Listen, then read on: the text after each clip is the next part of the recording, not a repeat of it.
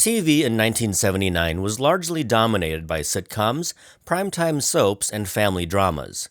There was some genuinely great stuff on the tube, and television history was unfolding right before our eyes.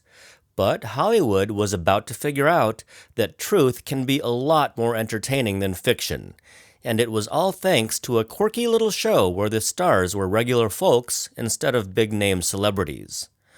This is the story of Real People. I'm Peter Fool! When Real People debuted on NBC for a test run of 4 episodes in the spring of 1979, the public response was enormous. Nobody had ever seen anything like it on TV. For the first time, Americans were seeing a TV show where the stars were regular people, real people who had something interesting to share, whether it was an unusual job, a weird hobby, or an amazing talent.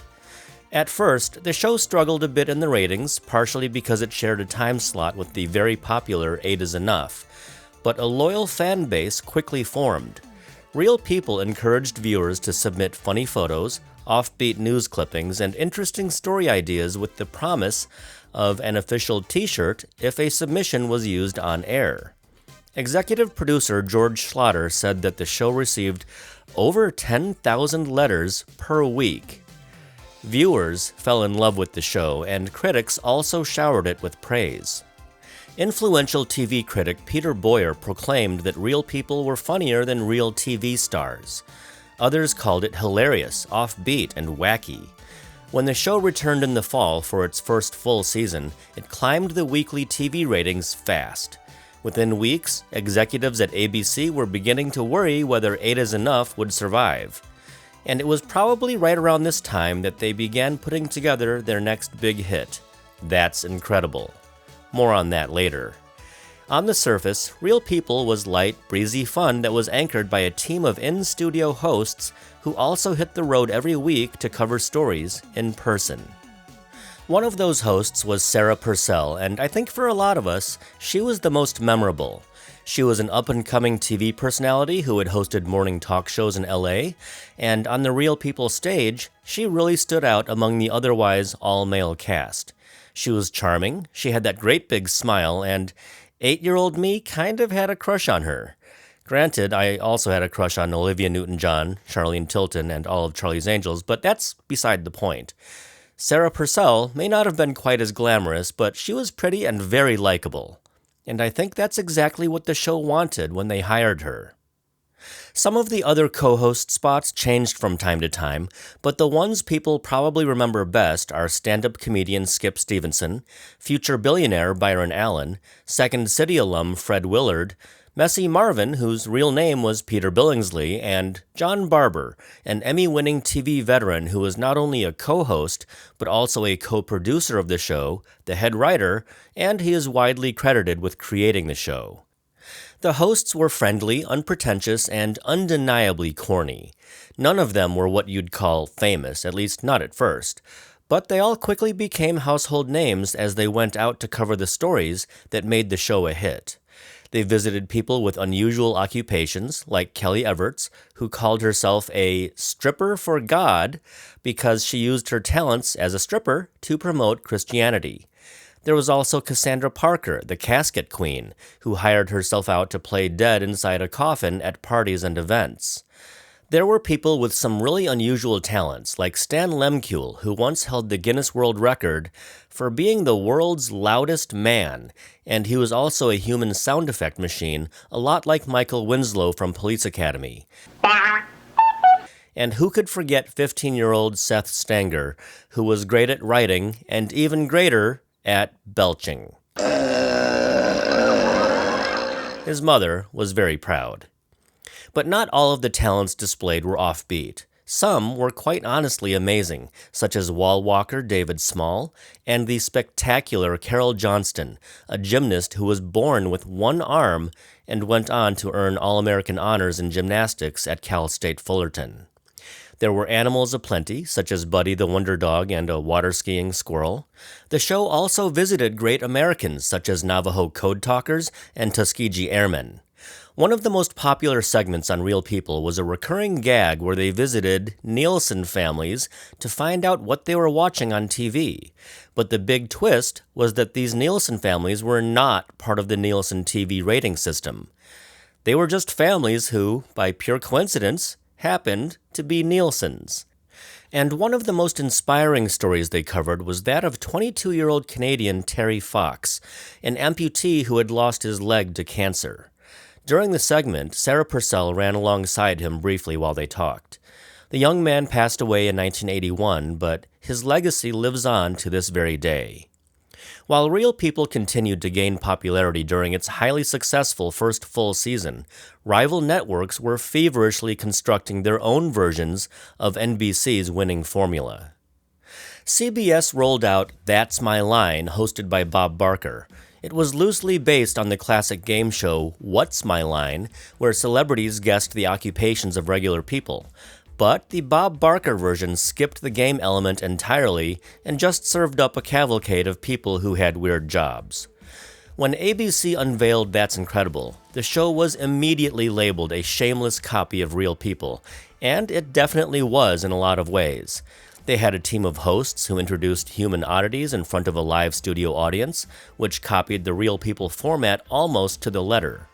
But That's Incredible took things way further, enlisting amateur daredevils to risk life and limb for a paycheck and 15 minutes of fame.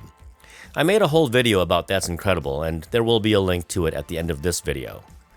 Even NBC, Real People's own network, tried to further capitalize on the reality TV boom they had accidentally sparked with Sarah Purcell and Friends. Real People was just starting its second full season when Games People Play was added to the NBC lineup.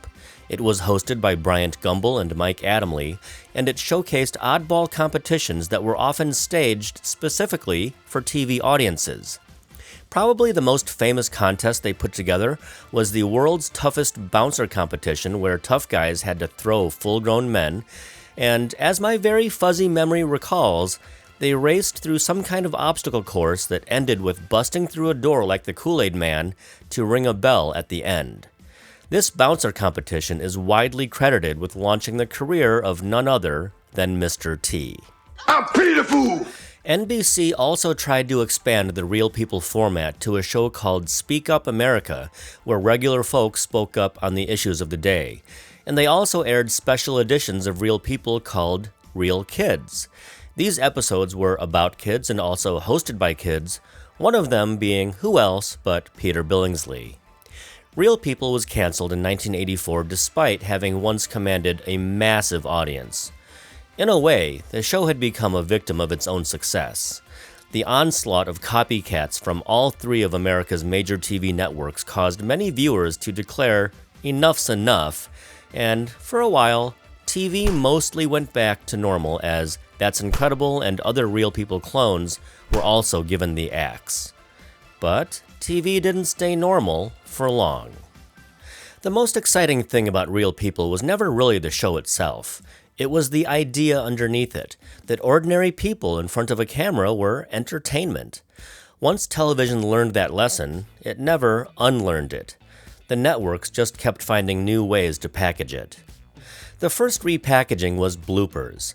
The same year NBC canceled Real People, it was already airing TV's bloopers and practical jokes with Dick Clark and Ed McMahon. It was endless clips of regular people and celebrities alike, caught in unscripted moments, played for laughs. I completely forgot this show existed until just the other day. Then the idea got more serious. Unsolved Mysteries, America's Most Wanted, Rescue 911.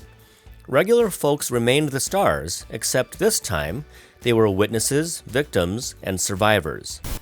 And in 1989, a little show premiered on the relatively new Fox network that took the Real People formula to its logical extreme. No studio, no hosts, just cameramen riding along with police officers. Cops ran for over 30 years. Then, in 1990, ABC created what could arguably be called a prehistoric version of YouTube. Real People also has some claim to that title, but America's Funniest Home Videos really nailed it. They took the exact premise of Real People, Ordinary Americans are the stars, let's put you on TV, and removed the last remaining obstacle, which was the film crew. Real people had to fly Sarah Purcell and a camera crew around the country to record segments. AFV just let America film itself, and that show is still on the air today. And from there, you know the rest of the story because we've all lived through it. MTV put 7 strangers in a loft and called it The Real World. CBS put 16 castaways on an island, and Survivor became the biggest show in the country.